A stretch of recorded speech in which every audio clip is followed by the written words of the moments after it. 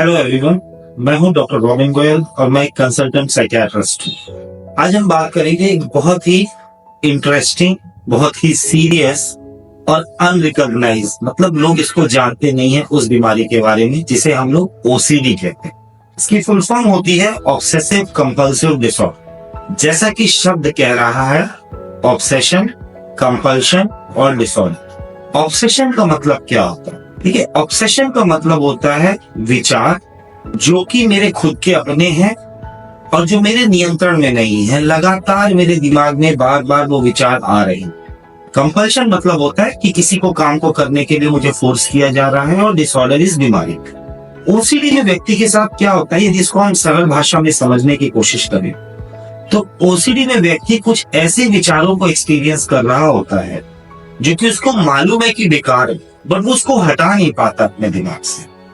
जैसे कि मैंने कहीं किसी चीज को छू लिया तो हो सकता है ये विचार मेरे मन में आए कि कहीं मेरा हाथ गंदा तो नहीं हो गया, बट यदि मुझे ओसीडी नहीं है तो मैं उस चीज को इग्नोर कर सकता। बट जिस व्यक्ति को ओसीडी होता है वो उसको इग्नोर नहीं कर सकता, और वो जब तक वो हाथ नहीं धोएगा, अर्थात हाथ धोने का कंपल्शन नहीं पूरा करेगा, तब तक उसको सेटिस्फेक्शन नहीं मिलेगा। और ये हाथ भी एक बार नहीं धोना पड़ता है। एक बार वो व्यक्ति हाथ धोएगा, उसके बाद उसको लगेगा नहीं, अच्छे से नहीं साफ हुआ, मैं फिर से हाथ धोता हूँ। दूसरी बार हाथ धोएगा, फिर उसको लगेगा कि नहीं साफ हुआ, और उसको इस चीज को कई बार करना पड़ता है। ओसीडी कई बार इतना खतरनाक या इतना एक्सटेंसिव होता है कि इसमें व्यक्ति को नहाने में घंटों लग जाते। उसको वो एक बार नहाने जाता है और उसको एक बार नहाने में 2-3 घंटे का समय लगता है। तो ऑब्सेशंस आते हैं। ऑब्सेशंस कई प्रकार के हो सकते हैं।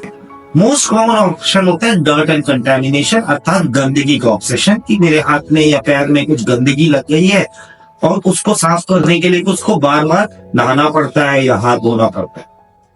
एक और ऑब्सेशन होता है डाउट्स, कि वो जो भी काम करता है उसमें उसको संतुष्टि नहीं होती, उसको लगता है वो ठीक से नहीं हुआ। जिसमें अधिकतर लॉक का होता है कि उसने घर का दरवाजा बंद किया, फिर उसको वापस आएगा, फिर उसको लगेगा अरे नहीं, एक बार फिर से चेक कर लेता हूँ, और उसको जाके दोबारा चेक। जो स्टूडेंट्स हैं या जो पढ़ाई करते हैं उनको बहुत समस्या होती है। वो एक चीज पढ़ते हैं, उसके बाद उनको डाउट होता है कि वो चीज ढंग से नहीं पढ़ी मैं, तो उसको उनको बार बार चेक करना पड़ता है या बार बार करना पड़ता है।